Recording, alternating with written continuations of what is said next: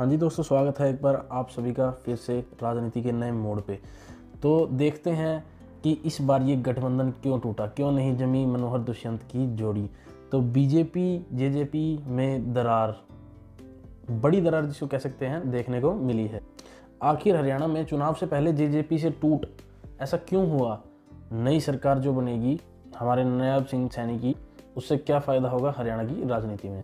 तो सबसे पहले देख लेते हैं गठबंधन क्यों टूटा। लोकसभा इलेक्शंस में बीजेपी 10 सीट खुद लड़ना चाहती थी, जबकि दुष्यंत चाहते थे कि 2 सीट वो लड़े, जेजेपी लड़े लोकसभा की। इस वजह से इसी तकरार को चलते हुए इनके बीच का गठबंधन टूट गया। तो जेजेपी की गठबंधन से विदाई हो गई इसी के चलते। पर सुनिए, point to be noted, CM change क्यों हुआ? सीएम नायब सिंह सैनी को क्यों चुना गया? इसमें खट्टर के इस्तीफे का क्या कारण रहा? तो चलिए सुन लेते हैं खट्टर जैसी ही चुन करके, और आज नए चीफ मिनिस्टर के नाते श्री नायब सिंह सैनी की नियुक्ति की गई है। और इससे कम से कम मैं प्रसन्न हूं कि एक नया नेतृत्व समय रहते और आगे उभरा है। सर, आपको बड़ी जिम्मेवारी देने की बात हो रही है। सर, बड़ी जिम्मेवारी मिलने वाली है सर। क्या बात हुई है संगठन में? केंद्र में बातचीत हुई है तो केंद्रीय नेतृत्व ने कहा कि आपको कोई और जिम्मेवारी देंगे।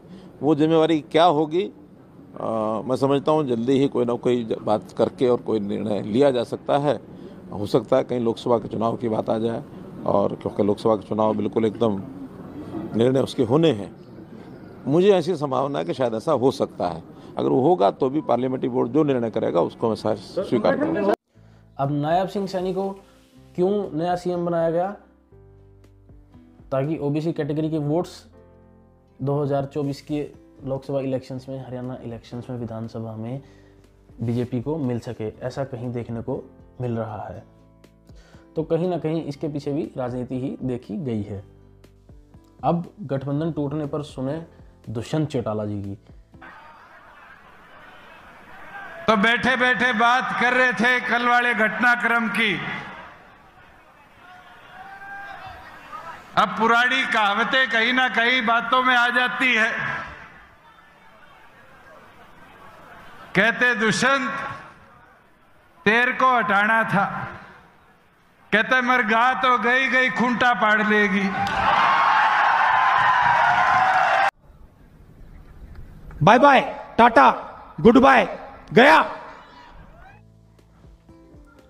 तो कहीं ना कहीं आपने देख लिया कि अब दुष्यंत भी इलेक्शंस लड़ने की तैयारी में है। तो एक चीज़ और ख़ास देखने को मिली कि खट्टर ने कहा कि लोकसभा इलेक्शंस में उनके लिए कुछ बड़ी जिम्मेदारी मिल सकती है उन्हें हाईकमान की तरफ से।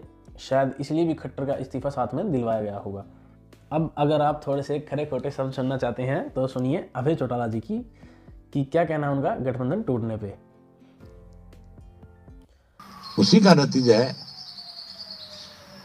कि आज इनको जहां सत्ता से बाहर होना पड़ा है, वही उसके साथ साथ सत्ता से बाहर मतलब कोई ये नहीं गठबंधन से बाहर हुए, इनको तो लात मार के निकाला है। ये तो इस्तीफा दे ही नहीं रहे थे। इनसे पहले इस्तीफे की कही गई थी कि तुम इस्तीफा दे दो। इनको तो इससे ज्यादा बेइज्जत क्या होगा कोई ये व्यक्ति जिसको साफ तौर पे कह दिया कि एक टिकट नहीं देंगे आपको। फिर गठबंधन किस चीज का है जब एक टिकट नहीं देंगे? जिनके बलबूते पे सरकार चला रहे हो, अगर उनको टिकट ना दे तो इसका मतलब इनमें बहुत बड़ी बड़ी कमियां थी। इनको तो कहा था तुम छोड़ करके चले जाओ, लेकिन ये छोड़ करके नहीं जा रहे थे। इनको तो आखिर उनको निकालना पड़ा। अभी आप देखना,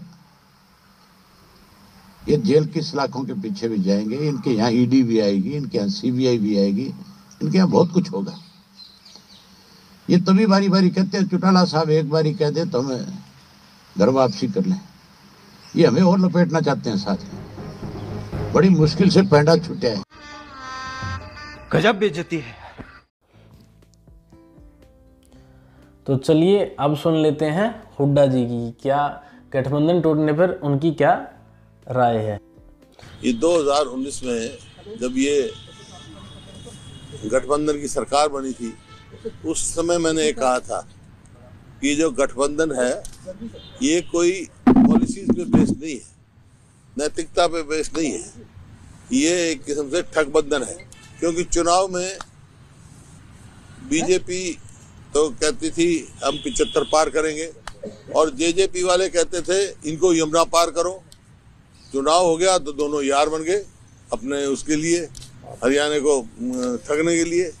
और ये उसी समय मैंने कहा था ये गठबंधन मौका प्रस्ती का गठबंधन है, स्वार्थपूर्ण है, हरियाणा के हित का नहीं है, जनहित का गठबंधन नहीं है। और मैंने पहले ही कह दिया था, चुनाव से पहले भाजपा जजपा को बाहर करेगी और जजपा के माध्यम से उम्मीदवार खड़े कराए जाएंगे हरियाणा में, ताकि प्रयास किया जा सके कि सत्ता विरोधी वोट कुछ जगह बटे। इस तरह का चक्रव्यूह रचकर हरियाणा में परिवर्तन कैसे रोका जाए, ये प्रयास भाजपा का है। लेकिन लोग समझदार हैं, जजपा का कुछ बचा नहीं। ये एक ऐसा तो हुड्डा जी का साफ साफ कहना है कि जाट वोट मेन मुद्दा रहेगा इस गठबंधन टूटने के लिए। क्या अब की बार दुष्यंत के साथ जाएगा